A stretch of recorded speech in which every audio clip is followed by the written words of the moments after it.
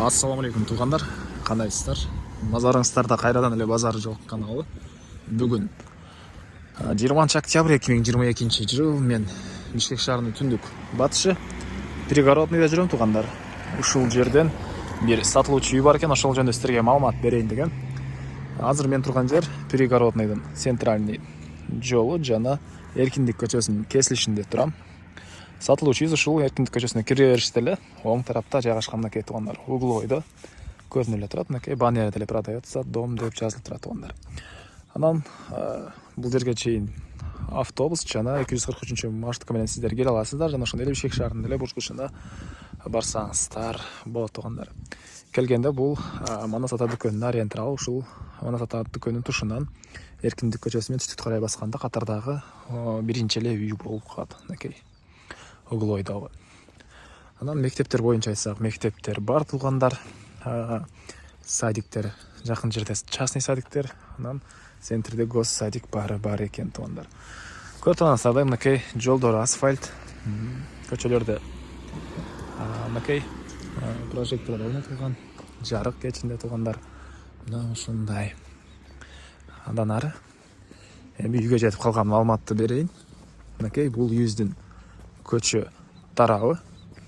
Көрүп тургансыздардай түндүк тарабынан туника менен забор кылынган. Бул жагына көрүп тургансыздардай ворот орнотулган тугандар. Жалпысынан жердин аянты кызыл китебинде 4 соток, фактически 5 сотоктай бар экен. Дареги Эркиндик көчөсү 18 даректе жайгашкан тугандар. Андан ары мынакей көчө тарабы деле мондай стяжка болгон тугандар. Андан ары жана айткандай эле бул чоң трассадан түштүккө карай басканыңыздарда катардагы оң тараптагы биринчи үй болуп калат тугандар. Балдарыңыздар көчөгө чыкса эле маршруткага кенен отуруп шаардын бурчусуна кете беришет. Же кечинде келсе да бат эле үйгө кирип калат экен. Чоң магазиндер, садиктер деле анча деле алыс эмес, жакын жерде жайгашкан. Андан ары бул мынакей коргоосунун көрүнүшү. Алды тарабында навес, алды тарабы брусчатка болгон тугандар. Бул жакта узун турасы 11ге 9 болгон үйүбүз толук түрдө кирпич менен бүтүрүлгөн. Мынакей көрүп турасыздар. Документтер боюнча кызыл китеп, техпаспорт жана акт приемка дейт. Ушул баардык кыскасын айтканда эч кандай документ боюнча проблема жок. Ким алсаңыздар эле сразу өткөрүп беребиз дейт. Анан бул үйүздүн батыш тарабы жер жемшектенген жерлер, черешня, өрүк жана башка алма өлөгө кирген жаш бактары бар экен. Бул жакта мынакей көрүп турасыздар жана очакана үйдүн тышкырына жаткан, ал жакта тагы контейнердин бул жагында склад, ал жагында времянка сыяктуу бөлмөлөрү деле бар тугандар. Азыр видеонун жүрүшүндө көргөзөм ал жактарды. Суу, свет, газ, центральный канализация баары бар. Бирок газды киргизип алуу керек. Көчөгө чейин келген газ киргизип алуу керек болуп калат. Мына ушундай. 111ге 9, жерин аянты 4 соток, фактически 5 сотоктай бар тугандар. Бул мынакей үйүздүн негизги кирүүчү эшиги. Көрүп тургансыздардай темирден болгон эшик орнотулган. Андан ары киргенде бул жерде прихожка. Үйүздө паровой отопление бар тугандар. Ал көмүр жана электр энергиясы менен үйүздү жылытат. Мынакей бул прихожканын көрүнүшү. Оң тарапка кирсеңиздер бул жакта санузел. Центральный канализация бар тугандар, анда эскерте кетейин. Долдар кафель.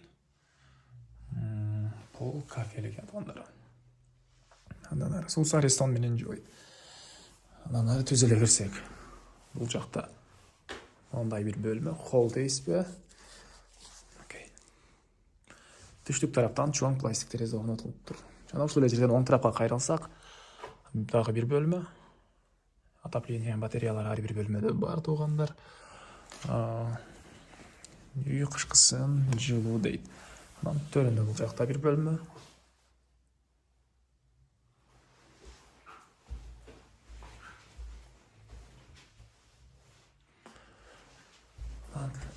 Холдон сол тарапка кирсек, бул жакта бир зал жайгашкан. Полдор бул жагы жайгашкан болгон пол, ал жактары ламинат экен. Бул жакта зал, түштүк тараптан терезе орнотулуп тур.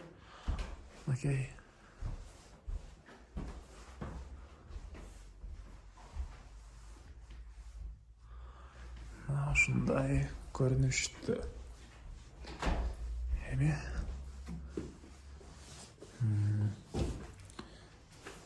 бул жерде кухня, ички тараптан раковина орнотулуп суу чыгарылган. Бул баары обой.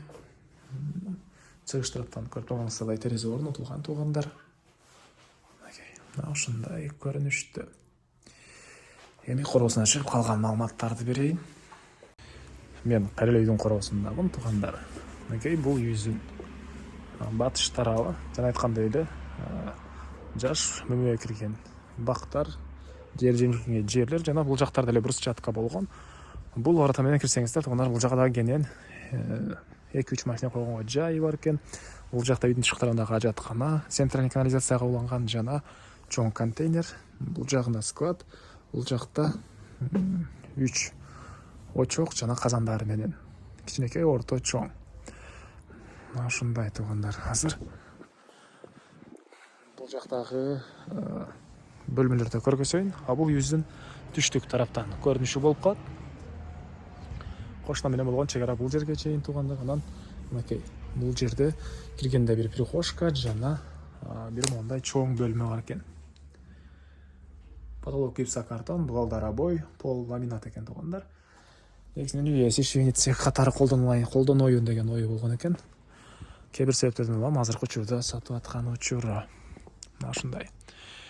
Айтылбаган, бул үйүбүздүн бир эле баасы калды окшойт туугандар. Бул үйдүн баасы $48,000 деп атышат. Сүйлөшүү болот. Ээсинин номерин мен экранга калтырам. Звонок кылып сүйлөшүп көрүңүздөр. Сүйлөшүү болот. Туугандар, негизинен Ош базарга, анан бул жакта Сары Өзөндөгү Кан базарына деле жакын. Үйүбүз автовокзалга деле жакын болуп калат. Пригородный деп көпчүлүгүңүз эле билсеңиздер керек. 243 маршрутканын келген жагы болуп калат.